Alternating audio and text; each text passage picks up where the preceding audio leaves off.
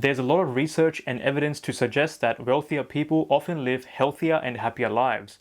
After all, they have access to all the best stuff, better food, better healthcare, and overall better quality of life. But when it comes to happiness and only happiness, is money the only driving factor for this?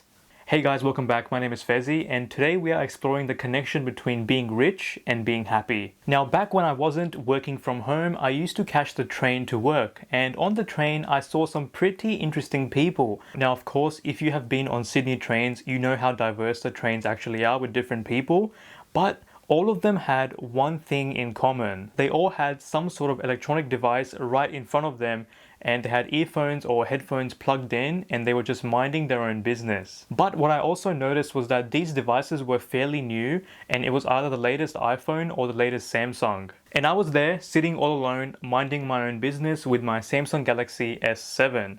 Now, if you don't know how old this phone is, this was released in February 2016, and right now it's about 5 years old. If you know tech, you know things move very, very quickly. Now, this phone is ancient. I mean, just look at these huge bezels. So to me, although no one is talking to me, absolutely no one has said a single word, I'm getting low-key embarrassed for using such an old phone. And I thought to myself, are these people somehow doing better than me just because they can afford the latest tech and the latest gadgets, while I'm sitting here all alone with my primitive phone? Now, this example isn't too far from when we see someone driving a luxury car or wearing designer clothes or just have expensive things. After all, Western society measures success by how much financial, material wealth that you have acquired, how famous you are, or how much power and control you have over other people. We are bombarded with ads telling us to buy the latest tech or luxury items to serve as a status symbol to show others that yes, we are happy. But by getting all this latest stuff, are we really happy? Well, some research suggests that our happiness levels haven't actually improved as compared to the last 50 years.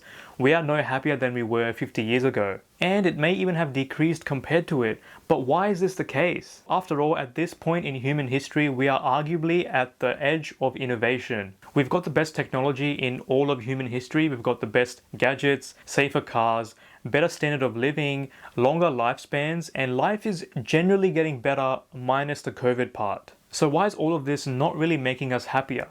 Well, it might be because of the concept of the hedonic treadmill or the hedonic adaptation. Now, what the hell is that?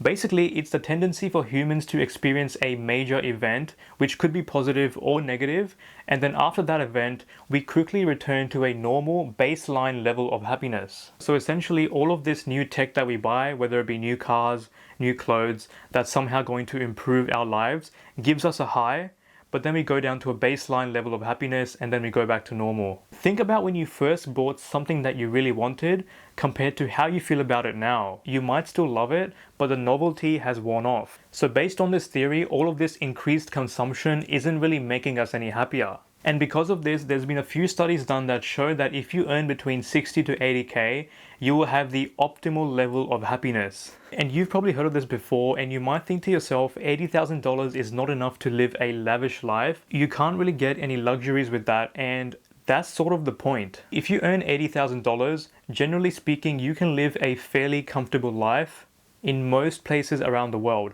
Not all, but most places. Now, I know that people that watch this channel obviously have bigger ambitions than just $80,000 per year, and that's completely fine. But what this research is actually saying is that you can earn double the amount of 80k or triple or even 10 times, but that's not going to increase your happiness by the same proportion. You will feel very good earning 10 times the amount. You will experience the high, but then your expectations are going to adapt, and then your happiness will go down to a baseline level. And the other thing with this $80,000 is that it's enough money to afford the necessities, it's a livable wage, and it satisfies your fulfillment curve. So this is the curve. Let's dissect this and see what it's really saying. So if you earn enough money to be at this point before the survival point, like for example, you have 4 kids and you earn like $25,000 per year, obviously that's not enough to survive.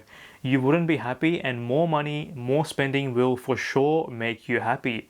At the survival point, only your basic needs are being met, like food, clothing, shelter, and that's it. But then we get to the comforts, and more spending, more income makes us happier, but not as much as our basic needs did. And then the peak of the curve, which is the luxuries, and this is like the pinnacle of fulfillment according to this.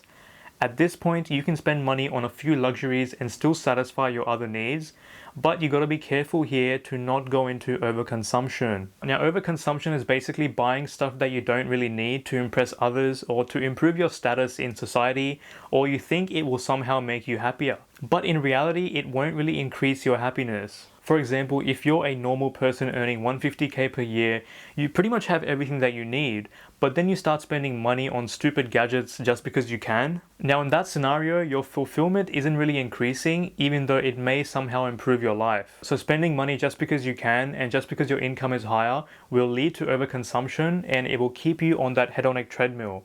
Now compare this to someone earning 5k per year and they get a $5,000 bonus compared to someone earning 100k per year and they get the same bonus. You can obviously tell who's going to be more happier. So essentially, earning $80,000 per year is optimal because it theoretically allows you to cover all your basic needs, gives you comfort, and allows some room for luxury as well. Now guys, my thoughts on this thing, and of course my thoughts are subject to change as with anything, is that fulfillment is really different for everyone. What I mean by that is happiness is measured differently for different people. Now you might earn just enough money to survive and that's it, but you can be just as happy as anyone else because your happiness is not tied with money. Because maybe you like helping people and you spend your time doing that, and that gives you more fulfillment than anything else. But maybe you're one of those people that think money gives you fulfillment because it gives you opportunity and the freedom to do things and travel and spend on experiences, and that's fine as well.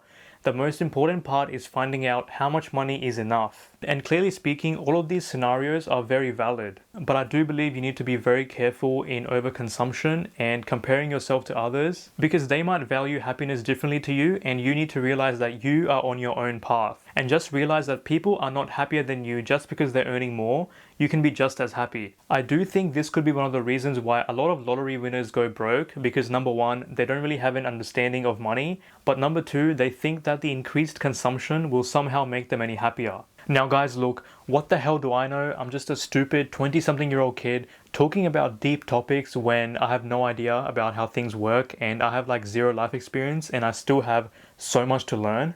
But I do think it's very important to make this video so I can look back on it in a few years down the line and see if I still feel the same way. So going back to the question at the start of the video, is money the only thing that brings happiness?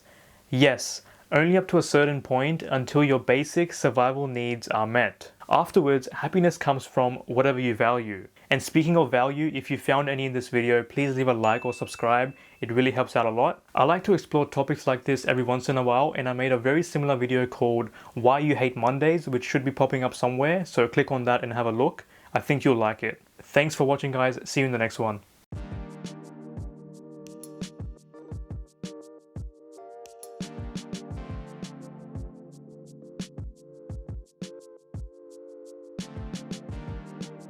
My computer is so laggy.